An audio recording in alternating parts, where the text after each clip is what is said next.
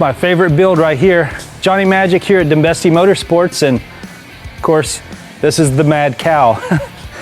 We call it the Mad Cow because it started as a white coated vehicle that I decided to do, and I've done every other color here at Denbeste since for the last 6 months, and white has always been that one that I done one a long time ago, and I named it Milky.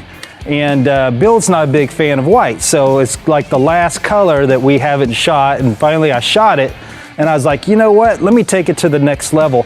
So I added what I call the camo version, or the camo scheme onto the white, and Bill walks in, he's like, I just love that, you know, they thumbs up, you know, and I'm like, yeah, this guy didn't like white, you know, but he loves the camo on anything. So we have this that was going to be what I could keep calling the under 50K line, and the problem is Bill looked at it, and I think Bill's my best customer because he seems like every other one that I build, he's like, let's just keep that.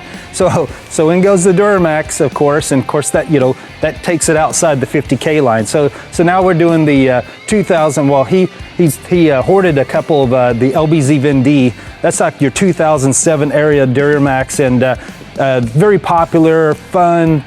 I mean, just makes a ton of power. Big smile on your face. But anyways, up pipes on it, different things, and you know, we started on this yesterday, I believe. Popped the body, put the Duramax in it. Actually, it was the other night, and it was a horrible situation for me. I was doing good, but it went all bad when the fuel tank was completely full of fuel. So regardless, Duramax is in it. Today, we're going to wrap this thing up and go do some donuts.